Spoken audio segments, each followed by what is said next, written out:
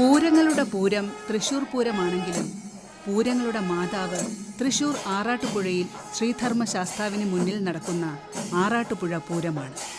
ചരിത്രകാരന്മാർ 1500 വർഷത്തിലേറെ പഴക്കമാണ് ആറാട്ടുപുഴ പൂരത്തിന് കൽപ്പിക്കുന്നത്. വർണ്ണവിസ്മയങ്ങളോടൊപ്പം പഞ്ചാരിമേളം അതിൻ്റെ താളപ്പെരുമയോടെ മനസ്സുകളിൽ നിറയുന്ന ദേവസംഗീതത്തിൻ്റെ അനുഭവമാണ് ആറാട്ടുപുഴ ഗ്രാമത്തിനുള്ളത്. അതുകൊണ്ട് തന്നെ ഇത് നാടിൻ്റെ സ്പന്ദന താളമാണെന്ന് പറയാം. ഈ ഗ്രാമത്തിൽ ജനിക്കാനും ജീവിക്കാനും കഴിഞ്ഞു എന്നതാണ് വിദ്യാധരൻ മാസ്റ്റർക്ക് കിട്ടിയ ഏറ്റവും വലിയ സൗഭാഗ്യവും.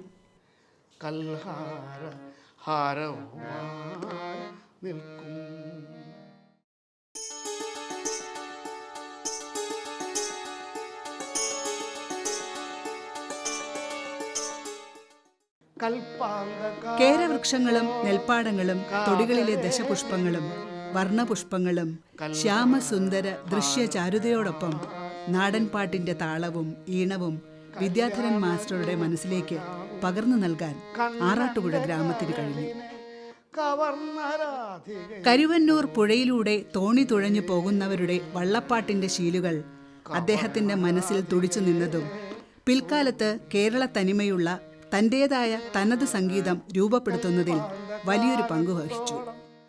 ഞാൻ ജനിച്ച് സംസാരിച്ചു തുടങ്ങിയ കാലം മുതൽ എന്നിൽ സംഗീതമെന്ന വിഷയമുണ്ടെന്ന് എൻ്റെ അച്ഛനും മുത്തച്ഛനും മനസ്സിലാക്കിയതാണ് എന്നെ ഈ രീതിയിലേക്ക് ഉയർത്തിക്കൊണ്ടുവരാൻ അവർക്ക് പറ്റിയത്. ഈ രംഗത്ത് നിർത്താനും സാധിച്ചത് അതാണെന്നുള്ള വിശ്വാസക്കാരനാണ്. കാരണം എൻ്റെ അച്ഛൻ നന്നായിട്ട് പാടുമായിരുന്നു, ഒന്നും പഠിച്ചിട്ടല്ല. അദ്ദേഹം ഏത് കച്ചേരിയും സംഗീത പരിപാടികളുണ്ടെങ്കിൽ ആ നാട്ടിലൊക്കെ പോയി കിടന്ന് കേട്ട് സന്തോഷപൂർവ്വം തിരിച്ചു വരുന്ന ഒരാളായിരുന്നു എന്നും. അപ്പം ആ ടാലൻറ്റ് എനിക്ക് കിട്ടിയതെന്നാണ് അതിൻ്റെ അർത്ഥം. എൻ്റെ അച്ഛൻ്റേതായിട്ടുള്ള ആ ഒരു സംഗീത ബോധം എന്നിലേക്ക് ഉണ്ടായി.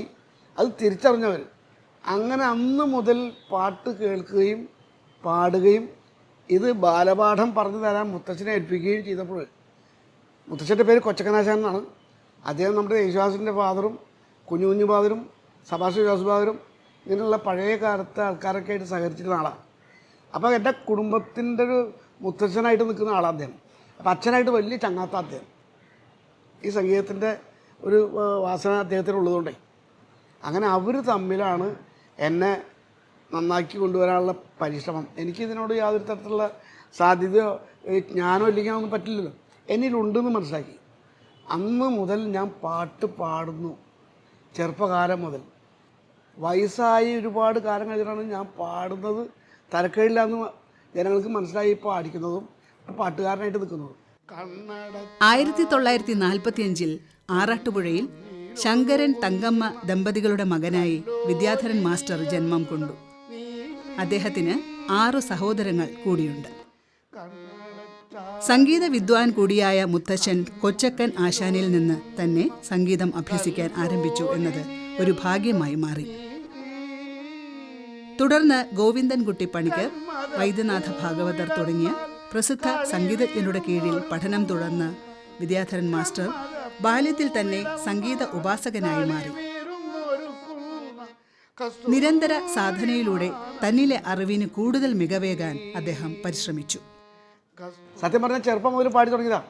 അപ്പം ഞാനുണ്ടാക്കുന്ന പാട്ടുകൾ ഞാൻ പാടുന്നു, സുഖമായിട്ട് പാട്ടുകാരെ കേൾപ്പിച്ച് അവരെ കൊണ്ട് പാടിക്കുന്ന ഒരു ശീലം വളരെ കാലം മുതലേ എനിക്കുണ്ടായി.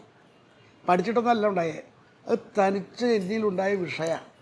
അത് തിരിച്ചറിഞ്ഞ് അത് എന്തെന്ന് മനസ്സിലാക്കാൻ വേണ്ടിയുള്ള എൻ്റെ പരിശ്രമവും എൻ്റെ മറ്റുള്ള ആൾക്കാരായിട്ടുള്ള ബന്ധപ്പെടലും ഇതിനു വേണ്ടി സമയം ചെലവഴിക്കലും വേറൊരു വിഷയത്തിലേക്കും യാതൊരു താല്പര്യമില്ല എനിക്ക്.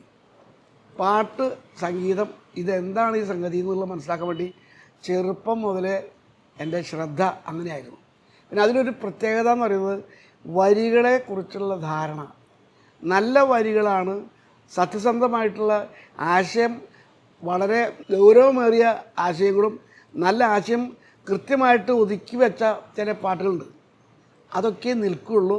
അതൊക്കെ തിരിച്ചറിയുകയും അങ്ങനെയുള്ള പാട്ടുകൾ സെലക്ട് ചെയ്യാൻ ശ്രമിക്കുകയും ചെയ്യുന്ന സ്വഭാവം ചെറുപ്പം മുതൽ എനിക്കുണ്ടായിരുന്നു. അതുകൊണ്ട് തന്നെ പഴയ കാലത്തെ ഗുരുക്കന്മാരൊക്കെ ഉണ്ടാക്കുന്ന പാട്ടുകളും അതൊക്കെ കേൾക്കാനും കേട്ട് മനസ്സിൽ ആ ഒരു രീതിയിൽ എങ്ങനെ നമ്മൾ മുന്നോട്ട് പോകാൻ കഴിയും, ആ ചിന്ത എന്നെ ഇവിടെയും വരെ എത്തിച്ചു. അങ്ങനെയാണ് ദേവരായ മാഷ ഈ മഹാനായിട്ടുള്ള ആൾ ആര്, ഈ പാട്ടുണ്ടാക്കിയത് ആര് എന്ന് ഞാൻ ചിന്തിച്ച് മനസ്സിലാക്കി അദ്ദേഹത്തെ പോയി കാണാൻ വേണ്ടി മദ്രാസിൽ പോയിട്ടുള്ള ചരിത്രങ്ങളൊക്കെ ജനങ്ങൾക്കൊക്കെ അറിയാം. ഉണ്ടായതിൻ്റെ കാരണം ഈ വരികളുടെ അർത്ഥവും ആശയത്തിന് വ്യക്തതയും 100% ചോർന്നു പോകാതെ പാട്ടുണ്ടാക്കുന്ന വിശേഷം, അത് ദേവരായ മാഷ് ചെയ്ത പാട്ടുകൾ അങ്ങേയറ്റം ചെറുപ്പം മുതൽ ഞാൻ മനസ്സാ സ്മരിച്ച് അത് കേട്ടുകൊണ്ടിരിക്കുന്ന ഒരാളായിരുന്നു. അതുകൊണ്ട് തന്നെ അന്ന് മുതൽ ഞാൻ പാട്ടുകാരൻ തന്നെയാണ്. പാട്ടുണ്ടാക്കുക, പാടുക എന്നുള്ള സംഭവത്തിൽ ഒരു പ്രത്യേകതയും എനിക്ക് തോന്നിയിട്ടില്ല. അത് എന്നും അങ്ങനെ തന്നെ ഞാൻ ഇന്നും നല്ല പാട്ടുകൾ കേൾക്കുക, മെലഡി ശുദ്ധമായിട്ടുണ്ടാക്കുക, അത് പാടുന്ന ആൾക്കാർ വൃത്തിയായിട്ട് പാടിക്കുക, ഇതൊക്കെയാണ് എൻ്റെ ജീവിതത്തിലെ ഏറ്റവും വലിയ ഇഷ്ടം. സംഗീതത്തെ സ്നേഹിക്കുക, സംഗീതകാരനായിട്ട് ജീവിക്കുക, ഇത് മാത്രമേ മനസ്സിലുള്ളൂ. വേറെ ഒരു വിഷയത്തിലും ഞാൻ ഏർപ്പെടുന്നില്ല. അപ്പോൾ പാട്ടുകാരനാകാൻ ആഗ്രഹം ചെറുപ്പം മുതലുണ്ട്. പക്ഷെ അതിപ്പോൾ വയസ്സായിപ്പോൾ കുറേ കാലത്തിന് ശേഷമാണ് അതിന് സത്യം പറഞ്ഞാൽ ജനങ്ങൾക്ക് ബോധ്യമായത്. അപ്പോൾ സംഗീതം ചെയ്യുക, പാടുക എന്നുള്ളത് രണ്ടും ഒരുപോലെ വഴങ്ങുന്ന ഒരു ആളാണ് ഞാൻ. അപ്പോൾ എനിക്ക് ഏറ്റവും ഇഷ്ടപ്പെട്ട സംഗീതത്തിനോടൊപ്പം നടക്കാൻ മാത്രമേ ഉള്ളൂ. ഏറ്റവും ഇഷ്ടപ്പെട്ട കാര്യം കേൾക്കുക, പ്രവർത്തിക്കുക, അതൊക്കെ സംഗീതം തന്നെയാണ്.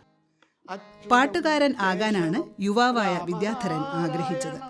അതിനുവേണ്ടി 20 വയസ്സ് തികയുന്നതിനു മുമ്പ് തന്നെ ചലച്ചിത്ര സംഗീതത്തിന്റെ അന്നത്തെ ലോകമായ മദ്രാസിലേക്ക് വിദ്യാധരൻ വണ്ടി കയറി.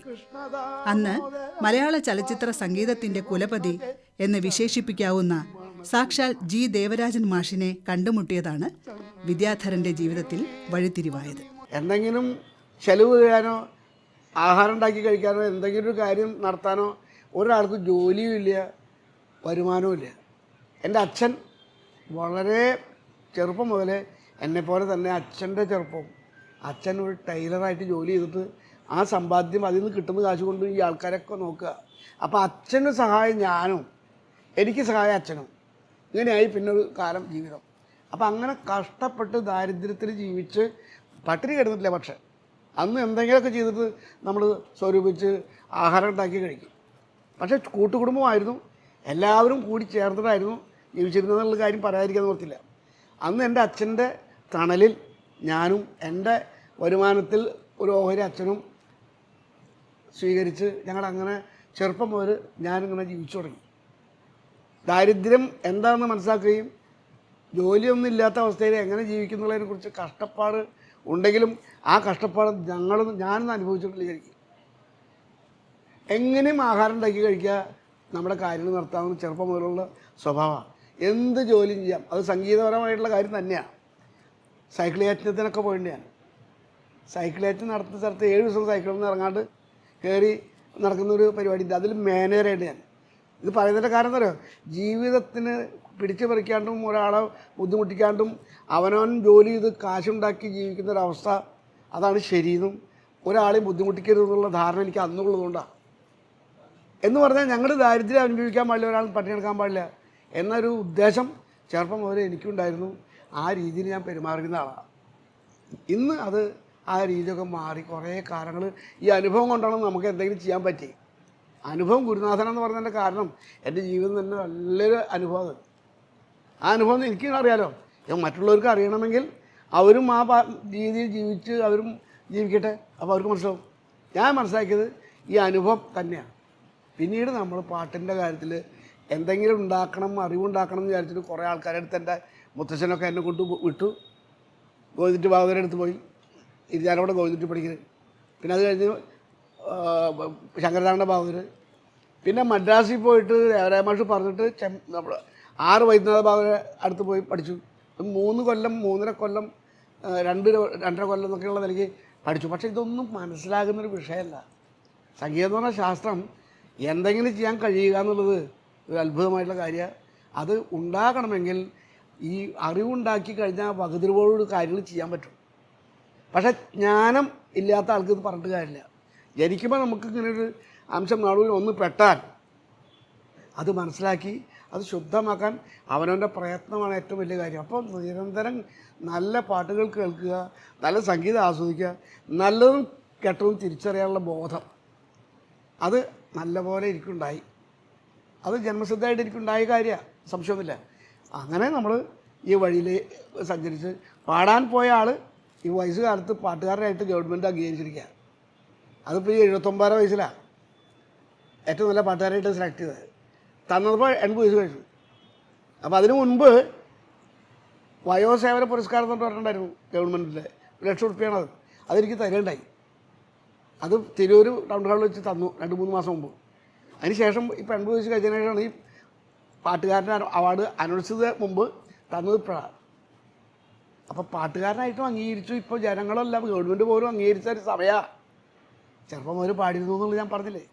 ഇതെന്നും എൻ്റെ പാട്ടുകൾ ഞാൻ ഉണ്ടാക്കുന്നത് വേറെ ആൾ പാടുമ്പോൾ അങ്ങനെ കൃത്യമായിട്ട് വരാറില്ല. ഏകദേശം എന്ന് പറഞ്ഞാൽ ഒരു 95% ആകുമ്പോൾ നിർത്തും. പിന്നെ അതിൻ്റെ ഏതെങ്കിലും ചില പോർഷനിലൊക്കെ എന്തെങ്കിലും നിസ്സാരമായ കാര്യം ഞാൻ വിടും. ഞാൻ അങ്ങനെ ഉണ്ടായിട്ടുള്ളത്. ഇതുവരെയുള്ള എല്ലാ പാട്ടും പരിശോധിക്കുമ്പോൾ മനസ്സിലാവും. എല്ലാവർക്കും അറിയുകയും ചെയ്യാം. പക്ഷേ എൻ്റെ പാട്ട് എൻ്റെ ഒരു രീതി വേറെ ആയതുകൊണ്ടാണ്. ഗുരുക്കന്മാരുടെ പാട്ടുകൾ കേൾക്കുന്നു. ദേവരായ മാഷയുടെയും രാഘവ മാഷയുടെയും ദക്ഷമൂർസ്വാമിയുടെയും MS വിശ്വനാഥിൻ്റെയും അർജുന മാഷയുടെയും ബാബുക്കയുടെയൊക്കെ പാട്ട് കേട്ടുകൊണ്ടിരിക്കുന്ന ഒരാളാണ് നിരന്തരം. അതിൽ നിന്നാണ് ഒരു ഊർജം എനിക്കുണ്ടായത്. ഈ പാട്ടുകൾ നമ്മുടേതാക്കി നിർത്തണമെങ്കിൽ എന്ത് ചെയ്യാം? അവരുടെ വഴി സ്വീകരിക്കാതെ അവർ നടന്ന പാത നമുക്ക് മനസ്സിലാക്കുകയും നമ്മൾ വേറെ പാതയിൽ കൂടെ നടക്കുക എന്നുള്ളത് മനഃപൂർവ്വമല്ല, അങ്ങനെ വന്നു. അതിൻ്റെ പ്രത്യക്ഷത്തിൽ പറയാനുള്ളത് ഒരു ഉദാഹരണം എന്ന് പറഞ്ഞാൽ സിനിമയിലൂടെ വന്ന പാട്ട് ആദ്യം ചെയ്തത് കൽപ്പാന്തകാലത്തോളം. കൽപ്പാന്തകാലത്തോളം കാതരേ കൽഹാര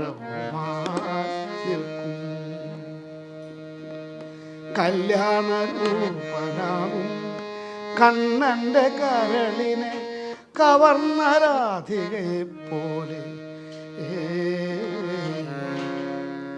കവർന്ന രാധികയെ പോലെ.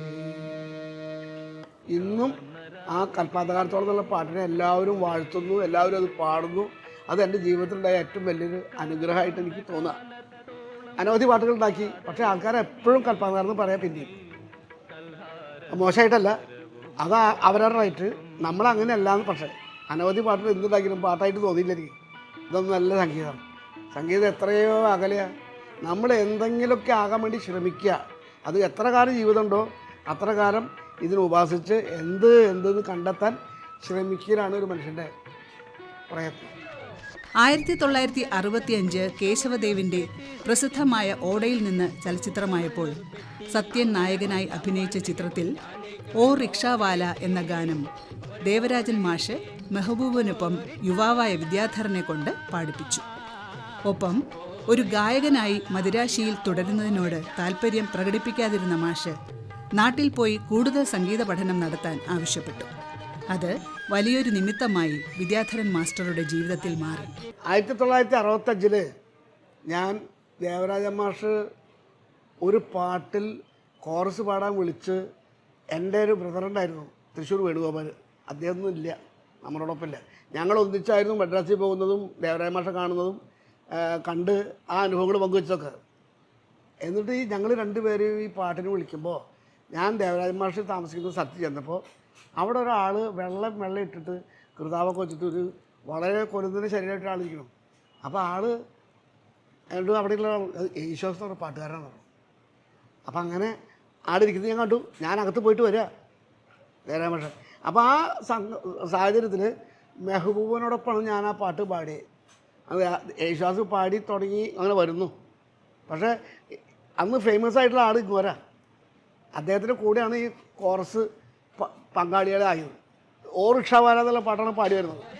അപ്പം അങ്ങനെ ഒരു അനുഭവം ദേവരാജ മാഷിൽ നിന്നും ഉണ്ടായി. ആ കാലം മുതൽ അദ്ദേഹം നമ്മളിൽ നിന്ന് വേർപെട്ട് പോകുന്നതുവരെ ഒരേ ബന്ധം തുടർന്നുകൊണ്ടിരിക്കും. ആ ഗുരുനാഥൻ എൻ്റെ മനസ്സിൽ നിന്ന് പോകില്ല. ആ ഗുരുനാഥനെ മനസ്സിൽ ധ്യാനിച്ചിട്ടാണ് ഞാൻ ഇന്നും എന്തെങ്കിലും ചെയ്യാറ്.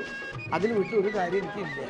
അതിനുശേഷം പിന്നെ കാണപ്പെട്ട ദൈവമായിട്ട് വരുന്നത് അർജുന മാഷ, രാഘവ മാഷ്, ഇവരൊക്കെ ആയിട്ട് വളരെ കുടുംബമായിട്ടുള്ള ബന്ധവും അവിടെ ചെന്ന് മാഷായിട്ട് അനവധി സമയം സംസാരിക്കുകയും പാട്ടുകളെക്കുറിച്ച് ചർച്ച ചെയ്യുകയും ചെയ്യും. അതിൽ നിന്ന് എനിക്കുണ്ടായൊരു അനുഗ്രഹം എന്ന് പറയുന്നത്, ഈ ദേവരാജ മാഷ് കോമൺ ആയിട്ട് നമ്മളങ്ങനെ പറയുമെങ്കിലും ഈ ഫോക്ക് ലോറ് നാടോടി ഗാനങ്ങൾ കേരള തനിമയുള്ള പാട്ടുകളൊക്കെ ഉണ്ടാക്കുന്നതിൽ രാഘവ മാഷ് അതിഗംഭീരമായിട്ടുള്ള ഒരു കമ്പോസറാണ്. കർണാടക സംഗീതത്തിൽ കച്ചേരി നടത്തുന്ന ആൾ അദ്ദേഹം, കെ രാഘവൻ. എന്നാൽ അദ്ദേഹം ഉണ്ടാക്കുന്ന പാട്ടുകൾ അങ്ങനെ ഒരു കച്ചേരിയൊക്കെ നടത്തുന്ന ആളും ഉണ്ടാക്കിയതാണെന്ന് തോന്നുന്നില്ല. അദ്ദേഹത്തിൻ്റെ ആ ക്രിയേഷൻ അതാണ്. നാടോടി ഗാനങ്ങൾ, ലളിതഗാനം ശാഖ, നമ്മുടെ ഭയങ്കര ഈ ഫോക്കിൻ്റേത് ടച്ചസുള്ള പാട്ടുകൾ അനവധി ഉണ്ടാക്കിയിട്ടുണ്ട്. അങ്ങനെ നിർമ്മാല്യത്തിലൊരു പുള്ളൂർ പാട്ട് അദ്ദേഹം ഉണ്ടാക്കി കേട്ടു. അപ്പോൾ അദ്ദേഹം ഉണ്ടാക്കിയതാണെന്ന് മനസ്സിലാക്കിയപ്പോൾ അദ്ദേഹമായിട്ട് നല്ലോണം മാനസികമായിട്ട് ഞാൻ അടുത്തു. അദ്ദേഹം ഉണ്ടാക്കിയ വഴി, അന്ന് വരെ സിനിമയിൽ പുള്ളോന്മാരുടെ പാട്ടില്ല. അങ്ങനെ ഒരു പാട്ട് അദ്ദേഹം ഉണ്ടാക്കി കേട്ടപ്പോഴാണ് എനിക്കൊരു അവസരം വന്നപ്പോൾ ഒരു പുള്ളോൻ പാട്ട് എനിക്കും വേണ്ടി വന്നു. അങ്ങനെയാണ് വീണപൂ എന്നുള്ള സിനിമയ്ക്ക് ഞാനൊരു പുള്ളോൻ പാട്ട് ഉണ്ടാക്കുന്നത്. അത് രാഘവമാഷാണ് ശരിക്കും പ്രേരണ. ആ രീതിയിലല്ലാണ്ട് വേറെ രീതിയിലേക്ക് നമ്മൾ മാറ്റി നിർത്തുന്നൊരു പാട്ട് എൻ്റെ. ഇതൊക്കെ ഓരോ ഗുരുക്കന്മാർ ചെയ്ത് വെച്ച് കേൾക്കുമ്പോൾ ഉണ്ടാകുന്ന മനസ്സിൻ്റെ സന്തോഷമാണ്. അതിൽ നിന്നും ഒരു രീതി നമ്മൾ തിരഞ്ഞെടുത്തുണ്ടാക്കുക. ദേവരായ മാഷുണ്ടാക്കിയ വള്ളംകളിപ്പാട്ട് എല്ലാ സമയത്തും കുട്ടനാട മുഞ്ചയിലെ എന്നുള്ള പാട്ട് പാടാത്ത ആൾക്കാരില്ല. ആ പാട്ട് അങ്ങനെ ഉണ്ടാക്കിയപ്പോൾ എനിക്കൊരു അവസരം കിട്ടിയപ്പോൾ മുലനായിട്ടുള്ളൊരു ഒരു ഒരു നാടോടി ഗാനങ്ങൾ, ഗ്രാമീണ ഗാനങ്ങൾ ഉണ്ടാക്കി. കുറേ കൊല്ലായി. അതിലൊരു വഞ്ചി പാട്ടുണ്ട്. അപ്പോൾ കുട്ടനാട മുഞ്ചയിലെ എന്നുള്ള മനസ്സിൽ നിൽക്കുമെങ്കിലും ഞാൻ ഉണ്ടാക്കുമ്പോൾ വേറെ ആവണ്ടേ. നമ്മുടെ ശീലത്തിൽ വരുമ്പോൾ അത് പാണ്ഡ്യാലക്കടവും ഇട്ട് പാട്ടും കൂത്തും താളവും ഇട്ട് പടകുട്ടി പടിഞ്ഞാട്ട് പായും തോണികൾ ഒന്നേ ഒന്നേ ഒന്നേ ഒന്നേ പുഴപായുന്നു ഒന്നേ ഒന്നേ ഒന്നേ വന്നേ തുഴ പാടുന്നു പാണ്ഡ്യാലക്കടവും വിട്ട്. ഇത് ഞാൻ ഉണ്ടാക്കിയ വള്ളംകളി പാട്ട്. കുട്ടനാടൻ മുഞ്ചയിലെ കൊച്ചു പെണ്ണ് കുഴിയിലാണ് ആദിത്യത്താറാദിത്യത്തൈ ഇത് അവരെ ഭാഷയാണ്, ലോകപ്രശസ്തമല്ലേ ഇത്. അപ്പോൾ നമ്മളുണ്ടാക്കി ഈ പാട്ട് അതായിട്ട് ബന്ധമില്ലാണ്ട് വേറെ പാട്ടുണ്ടാക്കണം. അത് എൻ്റെ വഴിയിൽ നിന്നു. അപ്പോൾ ഇതൊക്കെ നമ്മൾ ഗുരുക്കന്മാരെ മനസ്സിലാക്കുകയും അവർ ചെയ്ത വഴിയിലൂടെ നടക്കാണ്ട് നമ്മൾ വേറെ പാത വെട്ടിത്തെളിച്ച് നമ്മൾ ആ വഴിയിലൂടെ നടക്കാൻ ശ്രമിക്കണം. ആ ശ്രമം ഒരു 95% വിജയിച്ചതായിട്ടാണ് എനിക്ക് തോന്നിയിട്ടുള്ളത്. കാരണം എൻ്റെ പാട്ടുകളും എൻ്റെ രീതിയും എൻ്റെ തന്നെയാണ്. ഞാൻ തൃശ്ശൂർ ജില്ലയിലെ ആറാട്ടുപുഴ എന്ന് പറയുന്ന ഒരു ഗ്രാമത്തിലാണ് എൻ്റെ ജനം. അപ്പോൾ കേരളത്തിൽ ഗ്രാമീണ ഗാനങ്ങൾ അല്ലെങ്കിൽ ഗ്രാമ ടച്ച്, ഗ്രാമം എന്നൊക്കെ പറയുമ്പോൾ ആ ഗ്രാമീണരായിട്ട് നിൽക്കുന്ന ആൾക്കാർക്ക് അറിയുന്ന കുറേ കാര്യങ്ങൾ. ആറാട്ടുപുഴ എന്ന് പറയുന്നത് ആലപ്പുഴ ആറാട്ടെന്ന് തെറ്റിദ്ധരിച്ചിട്ടുണ്ട് കുറേ ആൾക്കാർ. ഒരിക്കലും ആറാട്ടുപുഴ എന്ന് പറയുന്നത് ആലപ്പുഴയല്ല. തൃശ്ശൂർ ജില്ലയിലെ പെരുവനം ഗ്രാമം ചുറ്റപ്പെട്ട് കിടക്കുന്ന ദേവമേള നടക്കുന്ന ഒരു സ്ഥലമാണ് ആറാട്ടുപുഴ എന്ന് പറയുന്ന ഗ്രാമം. അവിടെ ചെറുപ്പം മുതൽ ഞാൻ ജനിച്ചത് അവിടെയാണല്ലോ. അപ്പോൾ അവിടെ വള്ളംകളിപ്പാട്ട്, വഞ്ചിപ്പാട്ട്, കേളി, അതേപോലെ തന്നെ പഞ്ചാരി, പാണ്ടി, ചെമ്പട എന്ന് വേണ്ട കൊയ്ത്ത് പാട്ടുകൾ, പുള്ളൂർ പാട്ട്, തോരെടുത്ത പാട്ട്, അങ്ങനെ ഒരുപാട് നാടോടി ഉടുക്കുപാട്ട്, ഇതൊക്കെ നമ്മൾ സാധാരണ ചെറുപ്പം മുതൽ കേട്ടുകൊണ്ടിരിക്കുന്ന ആളാണ്. അവിടെയാണ് ദേവമേള എന്ന് പറഞ്ഞുള്ള പൂരം എന്ന വിശേഷമായ സ്ഥലം. 101 ആനയിൽ 1443 കൊല്ലമാണ് ഇപ്പോൾ കഴിഞ്ഞത്. അതിൽ നിന്ന് പിരിഞ്ഞു പോയത് തൃശ്ശൂർ പൂരം. അത് 200 കൊല്ലത്തിന് ചരിത്രമുള്ളൂ. ലോകപ്രശസ്ത അതാണ്. അപ്പം അങ്ങനെ ആ നാട്ടിൽ ജനിച്ചതുകൊണ്ട് അവിടെ നിന്നുണ്ടാകുന്ന ഊർജം, അവിടെ നിന്നുണ്ടായ എൻ്റെ ഈ നാടോടി ഗാനങ്ങളും ഈ കേരളീയതയും എന്നിൽ തന്നെ വന്നു പെട്ടതാണ്. ഞാൻ ഉണ്ടാക്കുമ്പോഴൊക്കെ ആ രീതിയിൽ എൻ്റെ പാട്ടുകളൊക്കെ ഗ്രാമീണ ടച്ചുകൾ വരുന്നു. ഒരിക്കലും മറ്റൊരു നാഗരിക സൗന്ദര്യയിൽ വരാറില്ല എന്ന് ആൾക്കാർ പറയുന്നുണ്ട്. പക്ഷേ നമ്മൾ മനഃപൂർവ്വമല്ല അങ്ങനെ വന്നേ, ഞാൻ ഉണ്ടാക്കിയതല്ല. എന്തുണ്ടാക്കുമ്പോഴും ആ ശീലം എനിക്ക് പാട്ട് വരുള്ളൂ. അതുകൊണ്ടാണ്. ഇനി ഏത് വെറൈറ്റി വേണമെങ്കിലും ഉണ്ടാക്കാനും പറ്റും, ഉണ്ടാക്കിയിട്ടുമുണ്ട്. ആ രാജ്യത്ത് ജനിച്ചുകൊണ്ട് ഒരു പരമപുണ്യമായി എനിക്ക് തോന്നുക. ആ മണ്ണിൽ ജനിച്ചുകൊണ്ടാണ് എനിക്കതൊക്കെ കഴിഞ്ഞതെന്ന് എനിക്ക് തോന്നുക. അത്ര വലിയൊരു പുണ്യ സ്ഥലമാണത്. ദേവമേള നടക്കാന്ന് പറഞ്ഞാൽ വൈകുണ്ഠത്തിലുള്ള എല്ലാവരും വന്ന് അണിനിൽക്കുന്ന ഒരു സ്ഥലം. കൂട്ടിയെഴുന്നള്ളിപ്പ് സമയത്ത് വസിഷ്ഠനെ ശ്രീരാമസ്വാമി വർഷത്തിലൊരിക്കൽ വന്ന് നമസ്കരിക്കാൻ വരുന്നതാണ് പൂരം എന്ന് പറയുന്ന വിശേഷം. അതിൽ കാശി വിശ്വക്ഷേത്രം നടക്കുന്ന ഏക ദിവസം ഈ 364 ദിവസത്തെ തുടക്കുള്ളൂ. 65 എന്നുള്ള ഒരു ദിവസം അവിടെ അടഞ്ഞെടുക്കും. അത് ഈ പൂരത്തിന് വരാനാണ്. ഇതുപോലെ ആൾക്കാർക്ക് അറിയില്ല. എറണാകുളം വിട്ട് കഴിഞ്ഞാൽ പിന്നെ തൃശ്ശൂർ ജില്ല ആറാട്ട് എന്ന് പറഞ്ഞാൽ അറിയില്ല. അപ്പോൾ ആ പൂരത്തിൻ്റെ ആറാട്ട് പൂരത്തെക്കുറിച്ചൊരു പ്രശസ്തിയോ അത് ജനങ്ങളത് ആ തൃശ്ശൂർ പൂരം പോലെ ജനങ്ങൾക്ക് മനസ്സിലായിട്ടില്ല. അത് ആരും കുറ്റമല്ല. തൃശ്ശൂർ പൂരത്തിന് എല്ലാ മതസ്ഥരും എല്ലാ കോടീശ്വരന്മാരും വന്ന് അണിനിരുന്ന ഒരു സംഭവമാണ്. അത് ലോക ഭൂപടത്തിൽ ഗംഭീര പേരും ലോകര് മുഴുവൻ പങ്കെടുക്കുന്ന പൂരമായിപ്പോയി. ആറാട്ടും അങ്ങനെയല്ല, ചടങ്ങിൻ്റെ പ്രാധാന്യമാണ്. 12 മണിക്കൂർ ദൈർഘ്യമുള്ളത് തൃശ്ശൂർ പൂരത്തിന് 36 മണിക്കൂർ ദൈർഘ്യമാണ്. ആ വ്യത്യാസം കൂടി വലിയ വ്യത്യാസമാണ്. അപ്പോൾ ആ മണ്ണിൽ ജനിച്ചുകൊണ്ടാണ് എനിക്ക് ഇങ്ങനെയുള്ളൊരു അവസ്ഥ എൻ്റെ പാട്ടുകൾക്ക് വന്നതെന്നുള്ള വിശ്വാസം എനിക്ക് അടിയുറച്ചുള്ള വിശ്വാസമാണ്. അത് 100% ശരിയാണ് താൻ. ഏത് പാട്ടാണോ, എന്താണോ സാഹചര്യം, എന്താണോ അതിൻ്റെ മൂഡ്, അതിൻ്റെ സിറ്റുവേഷൻ എന്താണ്, അതിനനുസരിച്ചുള്ള പാട്ടുകൾ ചെയ്യാൻ ഒരു ബുദ്ധിമുട്ടും തോന്നാറില്ല. എന്ത് പാട്ടുകളാണെങ്കിലും എന്നെക്കൊണ്ട് ചെയ്യിക്കുമ്പോൾ അത് അവർക്ക് തൃപ്തികരമായിട്ട് ഞാൻ പോരാറുള്ളൂ. അത് മിക്കവാറും പാടി കഴിയുമ്പോൾ അത് തൃപ്തികരമാകും എന്ന് വരെ ഉണ്ടായിട്ടുണ്ട്. ഈ ഗ്രാമീണ ഗാനം എന്ന് പറയുമ്പോൾ അത് വേറൊരു ശീല് തന്നെയാണ്. ഗ്രാമീണ ഗാനങ്ങൾ, ഫോക്ക് പാട്ടുകൾ എന്ന് പറയുമ്പോൾ നമ്മളിവിടെ മനസ്സിലാക്കിയ വിഭാഗീയ തരത്തിലുള്ള സ്വഭാവം, ഒരു ജാതീയമായി പറയുമ്പോൾ ഒരു വിഭാഗത്തിൻ്റെ സ്വന്തം പാട്ട് അതല്ല നാടോടി ഗാനങ്ങൾ. കേരളീയ ഭക്തി ഗ്രാമീണ ഗാനം എന്നൊക്കെ പറയുമ്പോൾ അങ്ങനെ പറയുന്നതിൽ അർത്ഥമില്ല. വരികളുടെ സത്യസന്ധതയും വരികൾ എന്ത് പറയുന്നു അതിന് 100% അർത്ഥം ചോർന്ന് പോകാതെ അതിനൊരു ഈണം ചേർക്കുന്നൊരു അവസ്ഥയുണ്ടല്ലോ, അതാണ് ജനങ്ങൾ സ്വീകരിക്കുന്നൊരവസ്ഥ. അത് മുല്ലനേഴി ഞാനും കൂടി ചെയ്തിട്ടുള്ള 11 പാട്ടുകളുണ്ട്. ആ 11 പാട്ടും ഓരോ പാട്ടും അതിനനുസരിച്ചുള്ള രീതിയിൽ വന്നിട്ടുള്ള ഈ ഗ്രാമത്തിൻ്റെ തുടിപ്പും ഗ്രാമീണതയും നല്ലോണം മനസ്സിലാക്കിയ ആളാണ് നമ്മുടെ മഹാനായ ഇളയരാജ സാറ്. ഗ്രാമത്തിൽ നിന്ന് വന്നു, അത് പാടത്തൊക്കെ നടന്ന് ഗിറ്റാർ വായിച്ചും ചെളിയിലൊക്കെ നടന്നിട്ടും അങ്ങനെ ഒരു അവസ്ഥയിലുണ്ടായിരുന്ന ഒരു പക്കാ ഗ്രാമീണനായിരുന്നു അദ്ദേഹം. ആ ഫോക്ക് എന്ന് പറയുന്നതൊക്കെ അദ്ദേഹത്തിന് നല്ലോണം വഴങ്ങുന്ന ആളാണ്. അദ്ദേഹം വന്ന് കണ്ടെത്തി ഒരുപാട് ഹിറ്റുകൾ ഉണ്ടാക്കി. ഇന്ന് അദ്ദേഹം ലോകപ്രശസ്തനായിട്ടുള്ള ആളല്ലേ. ഓരോരുത്തർക്കും ഓരോരോ സാഹചര്യങ്ങളനുസരിച്ചാണ് ആൾക്കാർ മാറുക. അതും ജന്മസിദ്ധമായിട്ട് നമുക്ക് വരുന്ന സിദ്ധി, നമുക്കുണ്ടാകുന്ന ടാലൻറ്റ് അതിന് മതിയായ രീതിയിലാക്കി തീർക്കാൻ സ്വന്തമായ പരിശ്രമം വളരെ ഗൗരവമാണ്. സ്വന്തം പരിശ്രമമാണെന്നതിൻ്റെ ഏറ്റവും വലിയ കാര്യം. അത് ഉണ്ടായാൽ മാത്രമേ ഒരാൾക്ക് മേന്മ ഉണ്ടാവുള്ളൂ. നന്നാകണമെങ്കിൽ സ്വന്തം പ്രയത്നിക്കണം. വേറെ ആൾ കൊണ്ട് നമ്മളെ പഠിപ്പിച്ച് നമ്മളെ നന്നാക്കി വരില്ല. അവനവൻ്റെ പ്രവൃത്തി എത്ര കണ്ട് നന്നാകണം എന്ന് അവനവൻ തീരുമാനിച്ച് ഉണ്ടാക്കിയാൽ മാത്രമേ ആ രീതിയിൽ നടക്കുകയുള്ളൂ.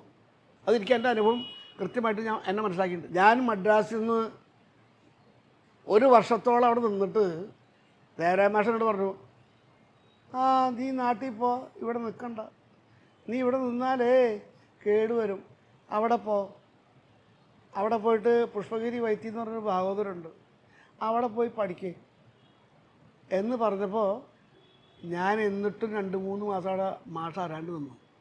ചില നാടകങ്ങൾക്കൊക്കെ സംഗീതം ചെയ്യാനും എൻ്റെ കൂടെയുള്ള വേണു പാടാനും. ഞങ്ങൾ എഗ്മൂറും മറ്റേ എണ്ണൂർ, അത് തിരുവത്തിയൂർ, അങ്ങനെയുള്ള സ്ഥലങ്ങളൊക്കെ നാടകത്തിന്, മലയാളികളുടെ നാടകം, കോട്ടയം ജോയിന്ന് പറഞ്ഞ ആളുണ്ടായിരുന്നു, കടവക്കളാണി, ഇവരൊക്കെ ആയിട്ട് നാടകം കളിച്ച് അതിന് പാട്ടുകളൊക്കെ പാടുക. അങ്ങനെ മാഷായിട്ടൊരു 4-5 മാസം അത് കഴിഞ്ഞിട്ട് ഞാൻ തോന്നുന്നു.